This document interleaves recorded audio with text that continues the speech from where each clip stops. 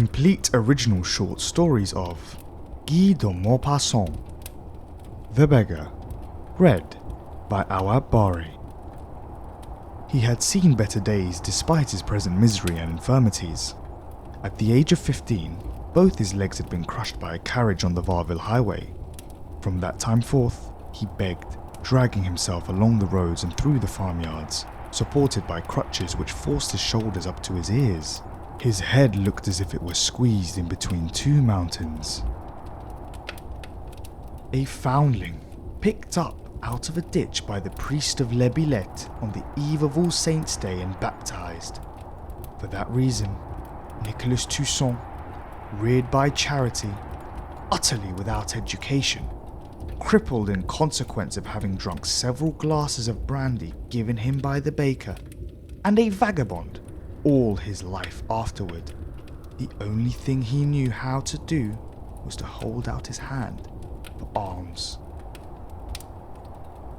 At one time, the Baroness d'Avery allowed him to sleep in a kind of recess spread with straw, close to the poultry yard in the farm adjoining the chateau, and if he was in great need, he was sure of getting a glass of cider and a crust of bread in the kitchen. Moreover, the old lady often threw him a few pennies from her window, but she was dead now. In the villages, people gave him scarcely anything. He was too well known. Everybody had grown tired of seeing him day after day for 40 years, dragging his deformed and tattered person from door to door on his wooden crutches. But he could not make up his mind to go elsewhere, because he knew no place on earth but this particular corner of the country, these 3 or 4 villages where he had spent the whole of his miserable existence. Unfortunately, this meant he had limited his begging operations and would not for worlds have passed his accustomed bounds. He did not even know whether the world extended for any distance beyond the trees, which had always bounded his vision. He did not ask himself the question. And when peasants, tired of constantly meeting him in their fields or along their lanes, exclaimed, "Why don't you go to other villages instead of always limping about here?" he did not answer, but slunk away, possessed with a vague dread of the unknown. The dread of a poor wretch who fears confusedly 1,000 things. New faces, taunts, insults, the suspicious glances of people who did not know him, and the policemen walking in couples on the roads. These last he always instinctively avoided, taking refuge in the bushes or behind heaps of stones when he saw them coming. When he perceived them in the distance, with uniforms gleaming in the sun, he was suddenly possessed with unwanted agility, the agility of a wild animal seeking its lair.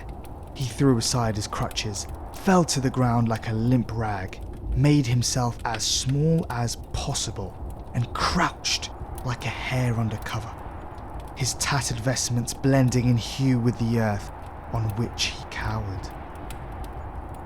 He had never had any trouble with the police, but the instinct to avoid them was in his blood. He seemed to have inherited it from the parents he had never known. He had no refuge, no roof for his head, no shelter of any kind.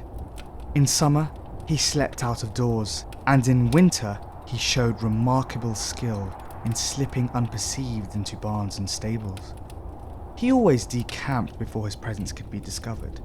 He knew all the holes through which one could creep into farm buildings, and the handling of his crutches having made his arms surprisingly muscular, he often hauled himself up through sheer strength of wrist into haylofts, where he sometimes remained for 4 or 5 days at a time, provided he had collected a sufficient store of food beforehand. He lived like the beasts of the field. He was in the midst of men, yet knew no one, loved no one, exciting in the breasts of the peasants only a sort of careless contempt and smouldering hostility. They nicknamed him Bell, because he hung between his two crutches like a church bell between its supports. For 2 days he had eaten nothing. No one gave him anything now. Everyone's patience was exhausted. Women shouted to him from their doorsteps when they saw him coming.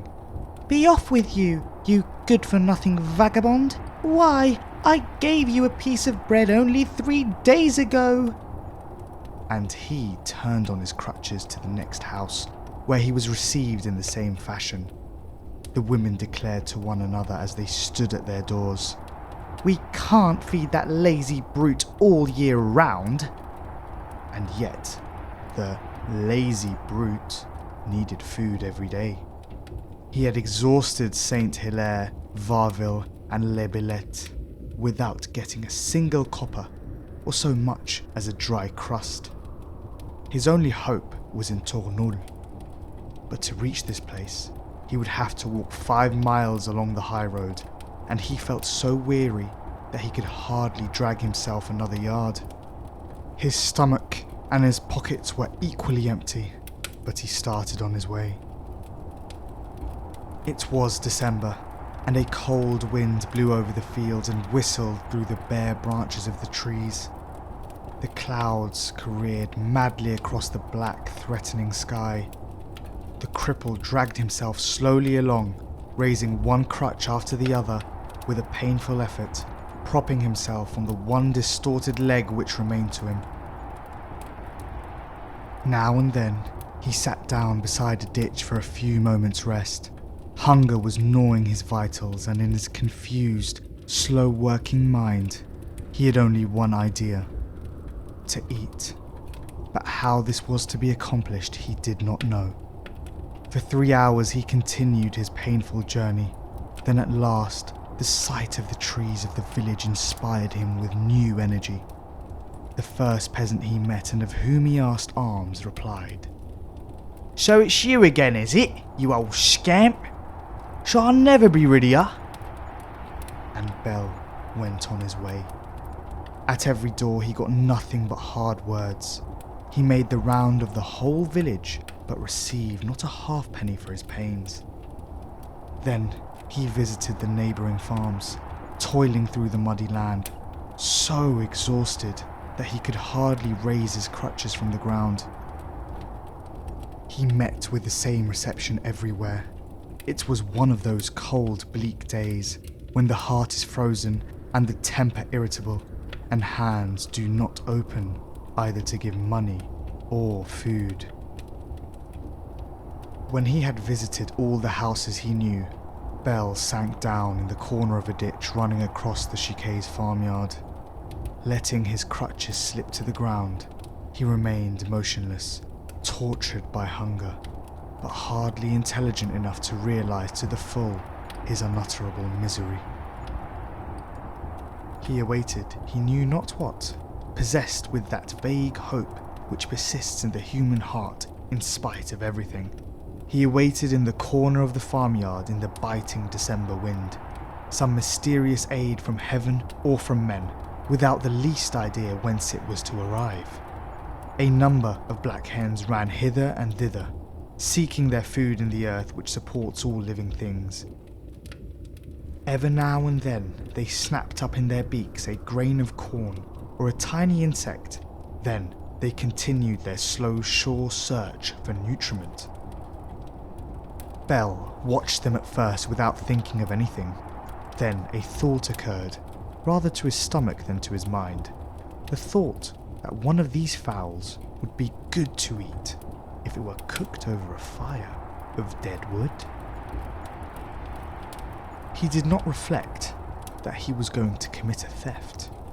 He took up a stone which lay within reach, and, being of skillful aim, killed at the first shot the fowl nearest to him. The bird fell on its side, flapping its wings. The others fled wildly, hither and thither, and Bell, picking up his crutches, limped across to where his victim lay. Just as he reached the little black body with its crimsoned head, he received a violent blow in his back which made him let go of his hold of his crutches. and sent him flying 10 paces distant. And Farmer Chicay, beside himself with rage, cuffed and kicked the marauder with all the fury of a plundered peasant as Belle lay defenceless before him. The farmhands came up also and joined their master in cuffing the lame beggar.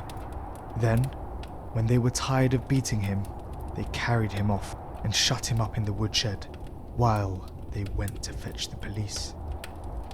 Belle, half dead, bleeding and perishing with hunger, lay on the floor.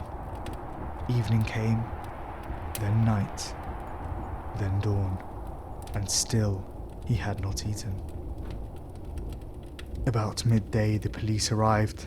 They opened the door of the woodshed with the utmost precaution, fearing resistance on the beggar's part. For Farmer Chicay asserted that he had been attacked by him, and that he had great difficulty in defending himself. The sergeant cried, "Come, get up!" But Belle could not move. He did his best to raise himself on his crutches, but without success. The police, thinking his weakness feigned, pulled him by main force and set him between the crutches. Fear seized him, his native fear of a uniform, the fear of the game in presence of the sportsman, the fear of a mouse for a cat. And by the exercise of almost superhuman effort, he succeeded in remaining upright. "Forward!" said the sergeant. He walked. All the inmates of the farm watched his departure. The women shook their fists at him. The men scoffed at and insulted him. He was taken at last. Good riddance! He went off between his two guards.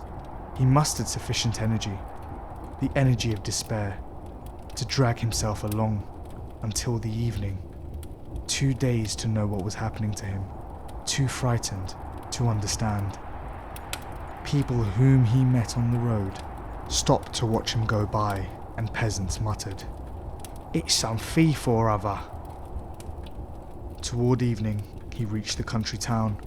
He had never been so far before. He did not realize in the least what he was there for, or what was to become of him.